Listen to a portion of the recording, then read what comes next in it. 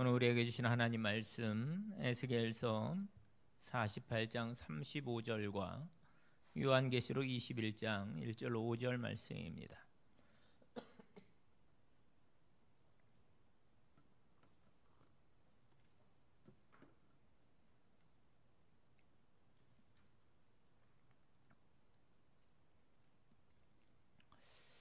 에스겔 48장 35절 말씀부터 제가 먼저 봉독해 드립니다. 그 사방의 합계는 18,000척이라. 그날 후로는 그 성읍의 이름을 여호와 삼마라 하리라. 아멘. 요한계시록 21장 1절로 5절 말씀 제가 봉독해 드립니다. 또 내가 새 하늘과 새 땅을 보니 처음 하늘과 처음 땅이 없어졌고 바다도 다시 있지 않더라. 또 내가 보매 거룩한 성 새 예루살렘이 하나님께로부터 하늘에서 내려오니 그 준비한 것이 신부가 남편을 위하여 단장한 것 같더라. 내가 들으니 보좌에서 큰 음성이 나서 이르되 보라, 하나님의 장막이 사람들과 함께 있음에 하나님이 그들과 함께 계시리니 그들은 하나님의 백성이 되고 하나님은 친히 그들과 함께 계셔서 모든 눈물을 그 눈에서 닦아주시니 다시는 사망이 없고 애통하는 것이나 곡하는 것이나 아픈 것이 다시 있지 아니하리니 처음 것들이 다 지나갔음이러라. 보좌에 앉으신 이가 이르시되 보라, 내가 만물을 새롭게 하노라 하시고 또 이르시되 이 말은 신실하고 참되니 기록하라 하시고. 아멘. 창조주이신 우리 하나님께서 피조물인 우리들에게 당신을 계시하는 방법이 여러 가지가 있는데 그 중에 하나였죠. 그분의 이름을 우리가 연구하면서 바로 그 속에 담겨 있는 우리 하나님의 성품과 또 그 속성과 또 우리들을 향한 기대를 알아가는 그런 작업을 함께 해오고 있습니다. 오늘은 이번 설교에서 소개되는 마지막 하나님의 이름인데, 여러분 이것은 좀 특별한 상황 속에 있는 이들을 위해서 계시된 이름이다, 이렇게 말할 수가 있습니다. 그럼 어떠십니까? 믿음의 길을 갈 때 우리는 늘 그분을 사랑하려고 애를 씁니다. 그렇죠?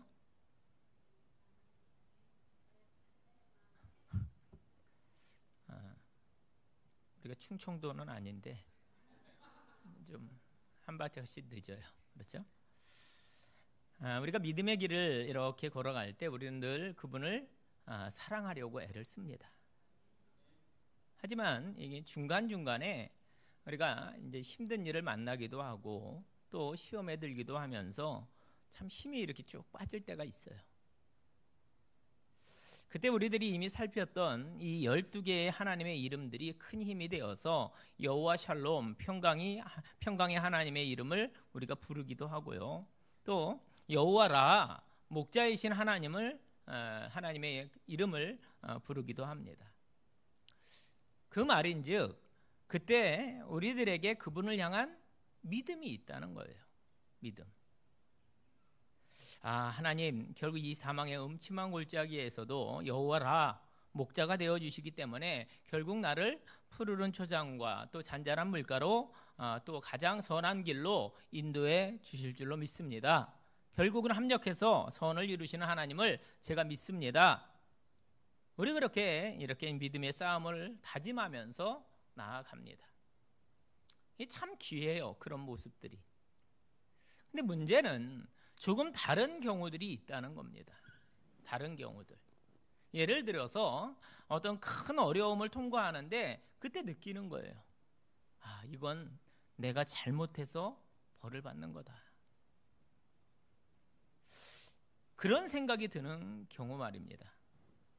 여러분 혹시 그런 경험이 있으신가요? 오늘 내가 이런 어려움을 당하는 것은 너무너무 당연하다. 내가 잘못한 그 일 때문이다.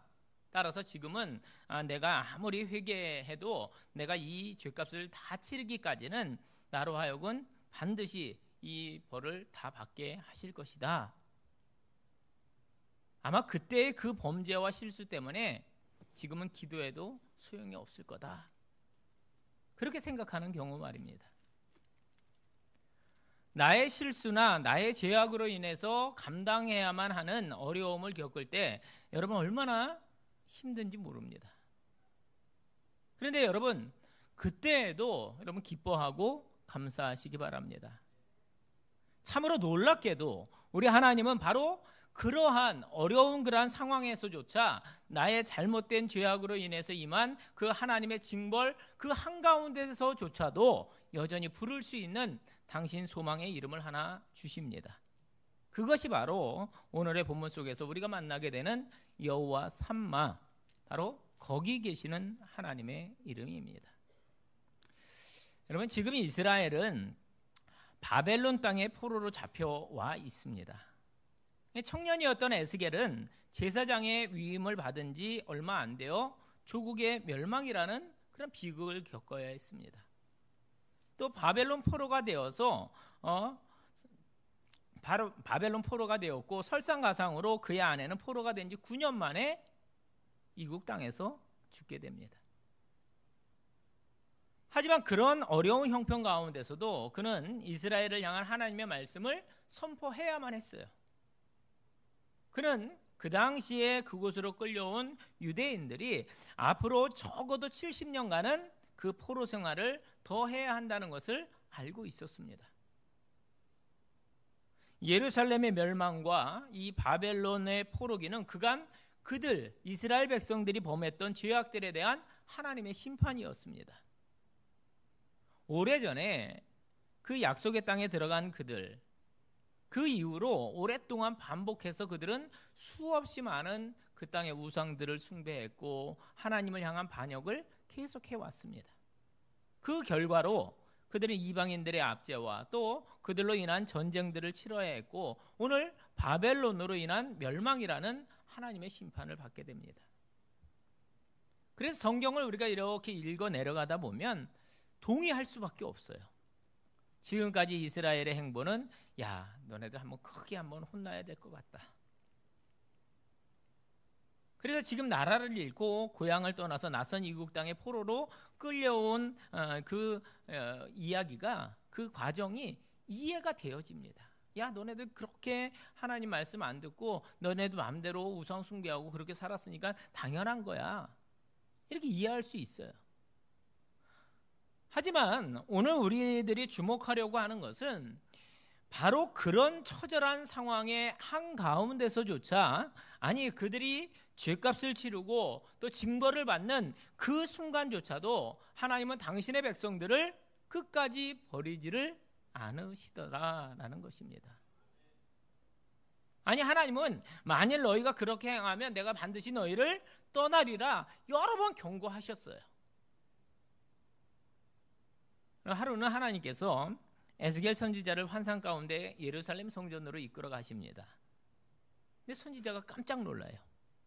왜냐하면 그 예루살렘 성 안에 있던 많은 사람들이 겉으로는 뭐 다 하나님을 경외하는 것처럼 이렇게 보였는데 실상 그 벽을 깨고 그 안에 들어가 보니까 모두들 우상을 갖다가 놓고 거기에 절을 하고 있는 거예요. 제사장들도 그랬고 또 나라의 지도자들도 그랬고 여인들도 그랬고 다 그런 거예요. 겉으로 볼 때는 다 하나님 섬기는 것 같았어요. 하지만 그 속은 하나님을 대신하는 세상적인 것들로 가득 차 있었다는 거예요.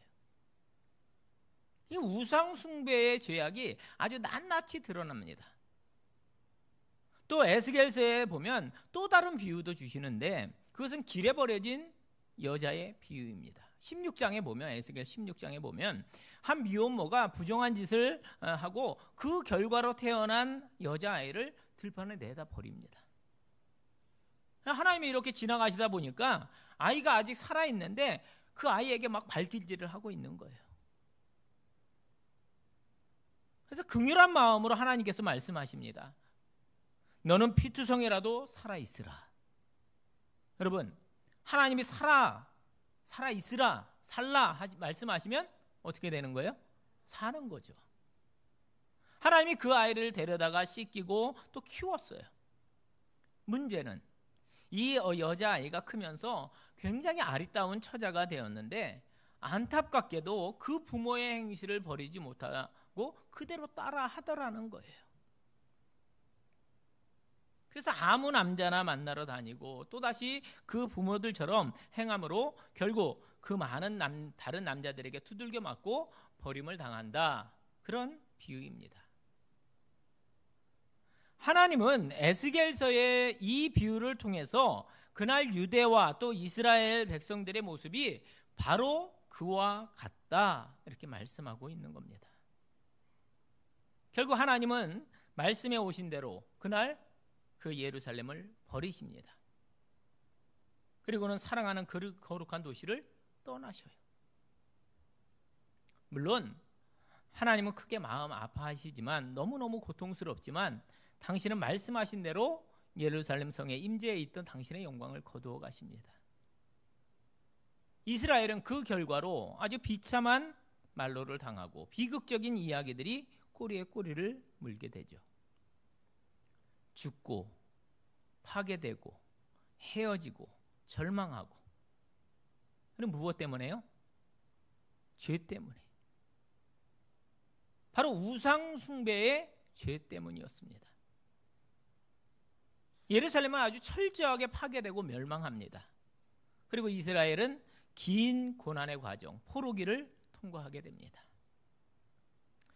자, 이런 모습을 보면서 야, 잘됐다. 그 패역한 이스라엘은 아마 그렇게 한번 고생을 해봐야 된다. 그렇게도 하나님을 거역하고 우상을 쫓더니 그렇게 그분의 속을 썩이더니 결국 하나님의 진노를 톡톡히 받게 되는구나. 야, 그놈들은 그 고생을 해도 싸다. 이렇게 생각할 수 있어요. 그런데 여러분, 더 놀라운 것이 있습니다. 바로 그 순간부터 이 에스겔 선지자의 예언이 달라지기 시작했다는 거예요. 좀 더 정확히 표현하면 바로 그 순간부터 예루살렘의 멸망을 얘기했던 에스겔 선지자의 그 메시지는 이제 예루살렘이 완전히 여러분 멸망해 버렸잖아요. 그러므로 심판과 징벌의 메시지에서 다시금 소망과 회복의 메시지를 담아내기 시작했다는 것입니다. 여러분, 에스겔서를 쭉 읽다 보면 이게 참 감동적입니다. 그 끔찍한 심판 앞에서도 하나님은 당신의 영광을 이제 거두시고 떠나시잖아요. 근데 떠나시다가 그 미련을 못 버리시고 서서히 고개를 돌리며 그들을 향해서 말씀하시기를 시작하십니다. 이젠 다 끝났다. 이스라엘은 완전히 멸망했다. 그들은 역사를 통해서 자기들의 죄값을 치러야 한다. 사실 그런 시간이거든요. 그런데 그 자리에서 그 하나님의 신실하신 사랑과 긍휼이 다시금 이 에스겔 선지자를 통해서 전달이 되고 있는 것입니다. 그것이 바로 저 유명한 에스겔서 37장의 마른 뼈들의 환상에 관한 예언입니다. 보세요. 여러분, 다 비틀어진 쓸데없는 마른 뼈들이 잔뜩 쌓여있는 그런 골짜기거든요. 그런데 그곳에 에스겔을 데리고 가신 하나님께서 물으십니다. 여러분, 에스겔 37장 3절로 6절 말씀을 보면 인자야, 뭐라고 물으시느냐? 인자야, 이 뼈들이 능히 살 수 있겠느냐 하시기로 내가 대답하되 주 여호와여, 주께서 아시나이다. 또 내게 이르시되 너는 이 모든 뼈에게 대언하여 이르기를 너희 마른 뼈들아 여호와의 말씀을 들을지어다. 주 여호와께서 이 뼈들에게 이같이 말씀하시기를 내가 생기를 너희에게 들어가게 하리니 너희가 살리라. 너희 위에 힘줄을 두고 살을 입히고 가죽을 덮고 너희 속에 생기를 넣으리니 너희가 살아나리라. 또 내가 여호와인 줄 너희가 알리라 하셨다 하라. 할렐루야. 여러분, 지금 이 메시지가 주는 하나님의 마음을 여러분 읽어볼 수 있길 바랍니다. 그분의 뜻은 분명합니다. 가능성이 없어 보이거든요. 다 삐쩍 말라버린 쓸모없는 그런 뼈들입니다. 그런데 그곳에 살아있는 하나님의 말씀이 다시금 선포될 때 그 마른 뼈들에 힘줄이 생기고 새살이 붙고 하나님의 놀라운 군대로 이렇게 변화되는 것처럼 너희 이스라엘아, 아니 좀 더 정확히 표현하면 너희 용인제일교회 성도들아, 너희를 향한 나의 소망과 기대가 거기에 있다. 내가 반드시 너희를 다시금 일으키리라. 여러분, 세상 사람들은 야, 소망 없다, 기대하지 마라, 예루살렘은 다 멸망했다, 그렇게 끝이라 이야기해도 내가 반드시 너희들을 그곳에서 일으키고야 말리라. 여러분, 하나님 아버지의 이 가슴절절한 사랑의 고백과 소원을 여러분 꼭 기억할 수 있길 바랍니다. 식어가고 있는 우리 가슴에 다시금 불을 붙이는 그분의 말씀인 것입니다. 우리를 너무도 사랑하시는 하나님 당신의 약속 때문에 그들을 떠나세요. 물론 징벌을 허락하십니다. 하지만 동시에 그분은 떠나지를 못하십니다. 여러분, 이게 에스겔서에 나오는 하나님의 역설입니다. 그리고 그 하나님의 역설에만 바로 우리의 소망이, 진정한 소망이 있는 줄로 믿습니다. 그래서 이 에스겔서는 후반부로 가면 갈수록 이스라엘을 향한 회복의 소망이 점점점 더 커지는 것을 볼 수가 있습니다. 가슴 벅찬 환상이 계속 이어집니다. 여러분, 47장쯤 이렇게 가보면 성전에서 흘러나오는 생명수에 대한 환상이 나옵니다. 하나님의 환상 가운데 에스겔을 다시금 예루살렘으로 데려가셔요.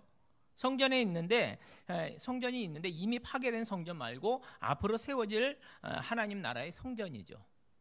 보니까 그 성전의 문지방에서 생수가 흘러나오는데 자를 가지고 이렇게 측량해 보니까 이 생수가 점점점 더 풍성해져서 처음에는 발목까지 차오르더니 곧 무릎까지 오르고 또 그 다음에 허리에 오고 그 다음에는 헤엄을 쳐야 할 만큼 이제 온몸이 잠기게 됩니다. 온 세상을 다 살리고 죽음의 바다도 살리고 또 사막과도 같은 주위의 땅들은 모두 옥토로 변하게 하는 그런 놀라운 환상이었습니다. 이게 무슨 뜻입니까? 여러분, 똑같습니다.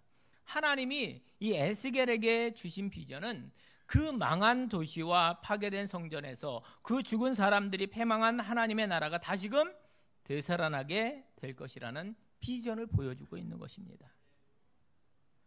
아무리 죽었던 사회지만, 아무리 다 죽은 것처럼 보이던 땅이지만, 소망이 다 사라져버린 그런 심령들이지만, 만일 그곳에 하나님의 생수가 흐르기만 하면 그들은 곧 일어나서 큰 군대가 되고 옥토가 되어지는 그런 환상인 것입니다. 여러분, 그것이 바로 에스겔서에 나오는 하나님의 소원입니다. 그러므로 여러분, 에스겔서는 멸망을 예언하는 말씀이 아니라 도리어 이스라엘과 우리의 회복과 치유를 전하는 소망의 말씀인 줄로 믿습니다. 자, 정리해 볼까요?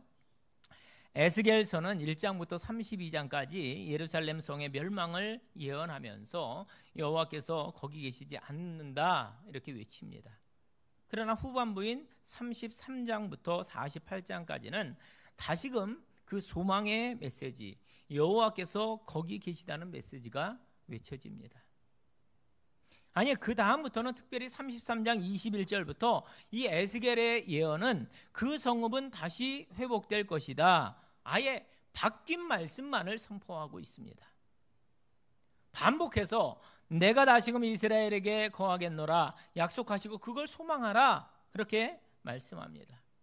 여러분, 그래서 에스겔서를 읽다 보면 사실 우리들의 가슴도 다시 이렇게 막 뛰기 시작합니다.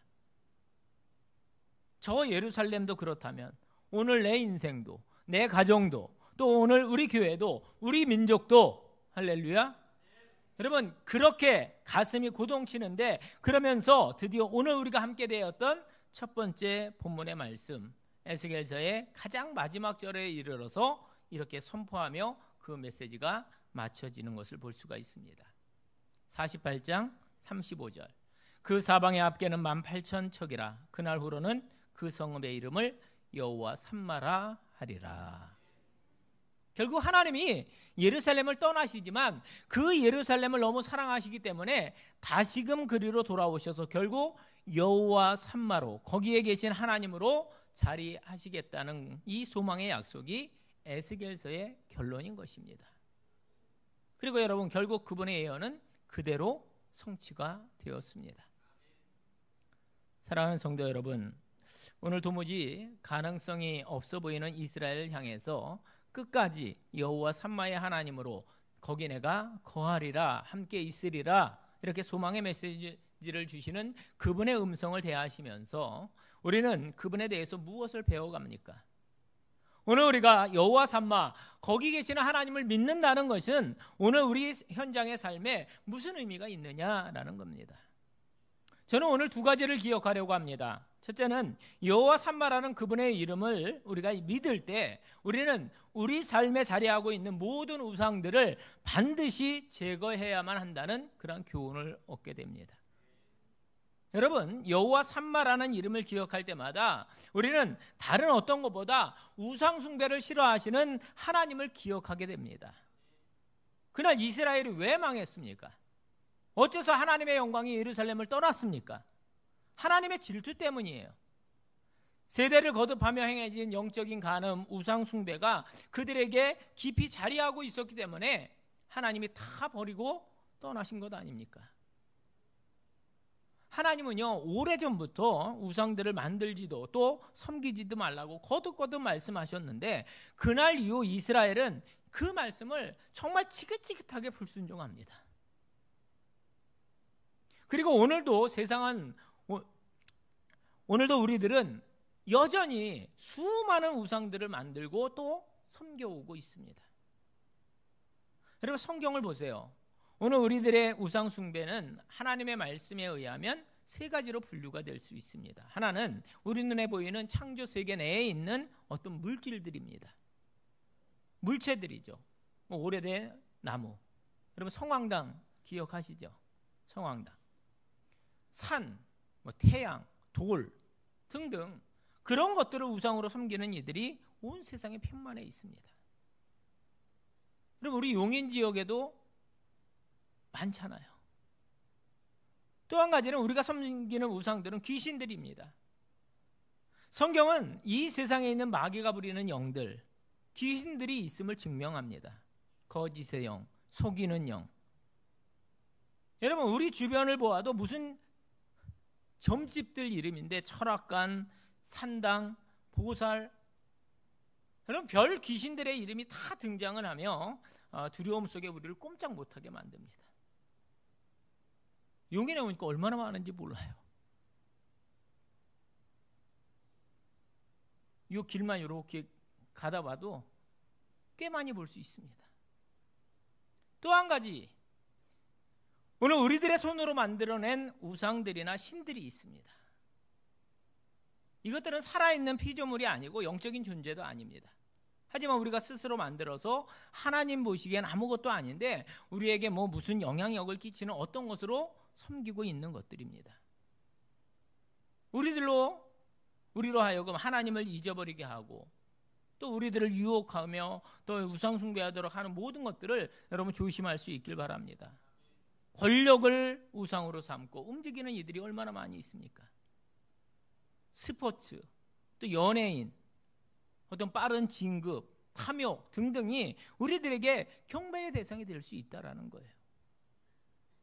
우리가 좋아하는 사람이나 또는 어떤 제도도 극단으로 가면 그 모든 것들이 다 우상으로 화할 위험성이 있다는 것입니다. 그런데 이 우상들의 문제가 무엇입니까?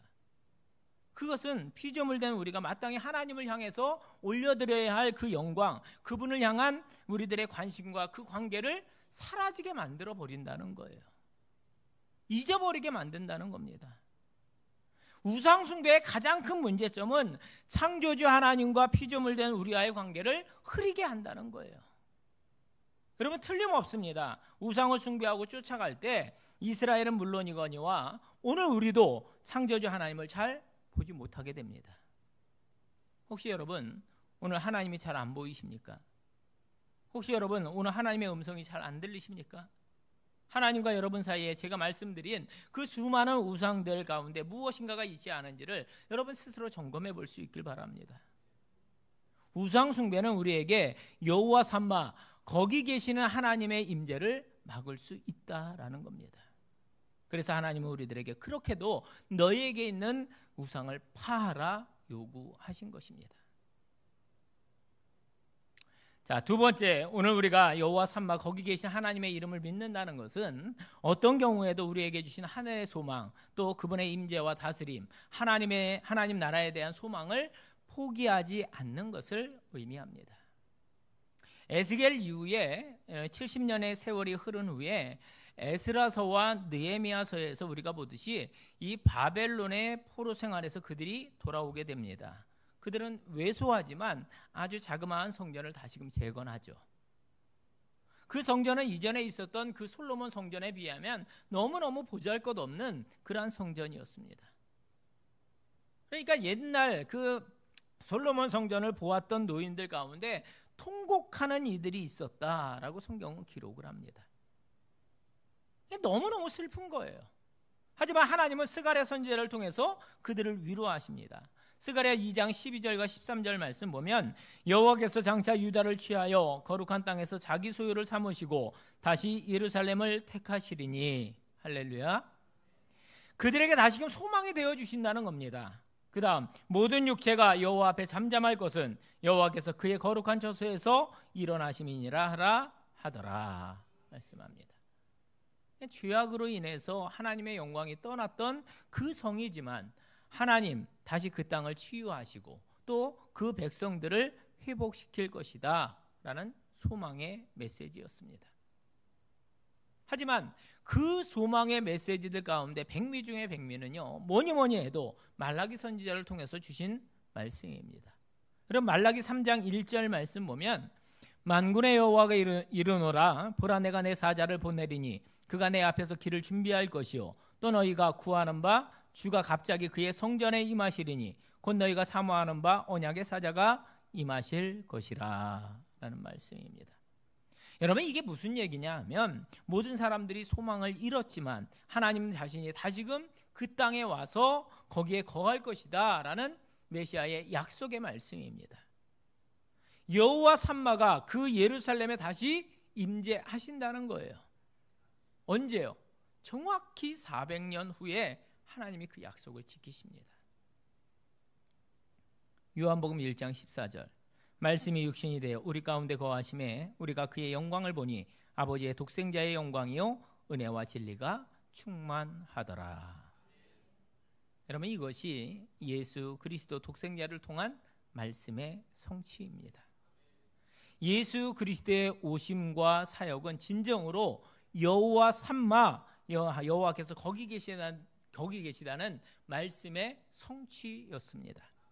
여러분 제가 지금 말씀드린 하나님의 약속이 어떻게 소망이 되고 또 어떻게 성취가 되어 가는지 여러분이 그것이 보이십니까? 그걸 포기하지 말라는 겁니다. 근데 문제가 있어요. 사람들이 그 예수님을 맞이하지 않습니다. 요한복음 1장 11절 보면 자기 땅에 오매 자기 백성이 영접하지 아니하였으나 여호와의 삼마의 약속을 기억하며 그 땅에 하나님 자신이 직접 임마누엘로 오셨지만 사람들이 그를 영접하지 않고 그분을 핍박하고 십자가에 못 박았습니다. 여러분 그래서 어떤 일이 일어났습니까? 당신은 당신의 섭리 가운데 이 땅을 떠나시지만 대신 보혜사 성령을 그곳에 두셨고 우리와 함께 하시며 그분은 우리가 거할 처소를 다 또다시 예비하고 계십니다. 그래서 요한복음 14장 2절 3절 말씀 보면 내 아버지 집에 거할 곳이 많도다. 그렇지 않으면 너희에게 일렀으리라. 내가 너희를 위하여 거처를 예비하러 가노니 가서 너희를 위하여 거처를 예비하면 내가 다시 와서 너희를 내게로 영접하여 나 있는 곳에 너희도 있게 하리라 말씀하십니다. 여러분 제가 쭉 말씀드린 이 이스라엘 역사 가운데 우리와 함께 계시는 하나님, 그 약속을 스스로 이루어가고 계시는 여호와 삼마의 하나님이 보이십니까? 여러분 그분이 소망이십니다. 그분은 반드시 여호와 삼마로 우리와 함께 주실 것입니다. 여러분 아십니까? 하지만 에스겔의 처절한 외침은 끝내 이스라엘에게 외면당하고 맙니다. 슬프게도 그는 사람들의 돌에 맞아 순교하게 됩니다. 하지만 끝까지 그 하나님의 메시지를 선포하는 사명을 감당합니다. 어떻게 그 일이 가능했을까요? 이유는 한 가지죠. 그 고난의 역경 가운데서도 여호와 삼마, 그 하나님의 이름을 믿는 분명한 믿음이 바로 그에게 있었기 때문인 줄로 믿습니다. 그 순간 그에게 하나님의 이 여호와 삼마라는 이름이 진정한 소망이었기 때문에 돌에 맞아 순교할 수 있었다라는 거죠. 사랑하는 여러분, 이 시간 우리들의 인생 한가운데 여호와 삼마로 자리하고 계신 그분의 이름을 분명히 믿는 여러분들이 될 수 있기를 바랍니다. 오늘 우리는 죄악 중에 출생해서 죄와 더불어 인생길을 가고 있습니다. 정말 어느 때는 이게 되는 싸움인가? 이게 나에게 정말 가능성이 있는 걸까? 사실 고개를 떨구기도 합니다. 때때로. 하지만 그 어둠의 시기, 포로기 이스라엘에게조차 여호와 삼마, 거기 계시는 하나님이라는 이 소망의 이름을 주셨던 그분을 기억하시고, 우리 또한 하나님이 우리를 위해 예비하시고 다시금 여호와 삼마, 거기 계신 하나님으로 다가오시는 그 분이심을 믿기 때문에 정말 흔들림 없이, 여러분 물론 믿음의 싸움은 쉽지 않습니다. 결코 쉽지 않아요. 때로는 하나님이 떠나신 것처럼 그렇게 느껴지기도 합니다. 이게 되는 싸움 맞는가? 종종 갈등하기도 합니다. 그러나 그분의 이름 여호와 삼마를 믿고 소망하며 이 길을 꿋꿋이 걸어가는 우리 모두가 될 수 있기를 바랍니다. 그분이 반드시 우리에게 여호와 삼마가 되어 주실 줄로 믿습니다. 저는 오늘 이 설교의 결론을, 우리 인생이 그렇게 나아갈 때 그분이 결국 어떠한 모습으로 우리에게 여호와 삼마가 되어주시는지를 보여주시는 마지막 그림을 함께 대하는 것으로 대신하도록 하겠습니다. 여러분, 우리 인생에 별일들이 많이 있을 겁니다. 하지만 계속해서 우리에게 여호와 삼마가 되어주시고 제일 마지막에 결국 그 소망을 이루어 주실 분을 소망하며 오늘의 두 번째 본문 요한계시록 21장 1절로 5절의 말씀을 합독하겠습니다. 여러분, 그날을 고대하며 그날 어떤 일이 이어질 것인지, 그날 여호와 삼마가 내 삶에 어떻게 이루어질 것인지를 고대하면서 함께 읽도록 하겠습니다. 요한계시록 21장 1절로 5절 말씀 함께 읽습니다. 또 내가 새 하늘과 새 땅을 보니 처음 하늘과 처음 땅이 없어졌고 바다도 다시 있지 않더라. 또 내가 보매 거룩한 성 새 예루살렘이 하나님께로부터 하늘에서 내려오니 그 준비한 것이 신부가 남편을 위하여 단장한 것 같더라. 내가 들으니 보좌에서 큰 음성이 나서 이르되 보라, 하나님의 장막이 사람들과 함께 있음에 하나님이 그들과 함께 계시리니 그들은 하나님의 백성이 되고 하나님은 친히 그들과 함께 계셔서 모든 눈물을 그 눈에서 닦아주시니 다시는 사망이 없고 애통하는 것이나 곡하는 것이나 아픈 것이 다시 있지 아니하리니 처음 것들이 다 지나갔음이러라. 보좌에 앉으신 이가 이르시되 보라, 내가 만물을 새롭게 하노라 하시고 또 이르시되 이 말은 신실하고 참되니 기록하라 하시고. 아멘. 그분은 결국 당신의 약속 여호와 삼마, 거기 계신 하나님을 성취하심으로 우리의 존귀와 영광을 얻게 되실 것입니다. 여러분, 인생을 살다 보면 때로는 하나님이 안 계신 것처럼 느껴질 때도 있습니다. 심지어 내가 잘못해서 벌 받는 거라고는 그러한 생각이 들 때도 있습니다. 하지만 우리들의 믿음은 우리들의 감정이나 느낌을 초월합니다. 그때 그분의 그 이 이름을 믿고 붙들고 여러분 고백할 수 있길 바랍니다. 여호와 삼마, 거기 계시는 하나님, 나와 함께 하고 계심을 내가 믿습니다. 여러분, 소원하십시오. 어떤 상황에서도 이 소망을 여러분 놓치지 마시기 바랍니다. 말씀을 맺습니다. 두 가지를 권면드렸습니다. 오늘 우리의 인생에 혹시 자리하고 있는 우상들이 있으시다면 빨리 없애시고 돌이켜 여호와 삼마의 하나님을 놓치지 않는 여러분들이 될 수 있기를 축복합니다. 그분은 우리를 너무나 사랑하셔서 그 사이에 있는 어떠한 우상도 용납하지 않으시는 질투하시는 하나님이십니다. 두 번째, 인생의 어떤 상황에서도 우리들의 마지막 그림, 새 하늘과 새 땅, 영광스러운 예루살렘에서 그분이 우리의 여호와 삼마 되심을 찬양하며 노래할 그 기쁨의 순간을 기억하면서 오늘의 어려움을 잘 감내해내는 우리 모두가 될 수 있기를 바랍니다. 이 시간 그 여호와 삼마, 거기 계시는 하나님의 은혜가 우리 모두의 것이 되시기를 주님의 이름으로 축원합니다. 기도하겠습니다. 사랑의 하나님, 13번째, 하나님의 이름 여호와 삼마로 우리에게 계시해 주시고 거기 함께 계신 하나님 소망의 메시지를 허락해 주시니 참으로 감사를 드립니다. 마냥 좋을 때뿐이 아니라 심지어 포로로 잡혀가서 톡톡히 그 죄값을 치르는 상황이, 또 그런 상황에 있는 이들까지도 부를 수 있는 소망의 이름을 주셨으니 얼마나 감사한지요. 이제 말씀을 들어사오니 그 하나님의 이름을 끝까지 붙들고 오늘 우리 삶에 있는 우상들을 회파하며 결국 마라나타 아멘 주 예수여 오시옵소서 우리를 완전히 회복시키는 소망의 날을 늘 마음에 품고 흔들림 없이 오늘을 걷는 사랑하는 용인제일교회 성도들이 되게 하여 주시옵소서. 예수님의 이름으로 기도하옵나이다. 아멘.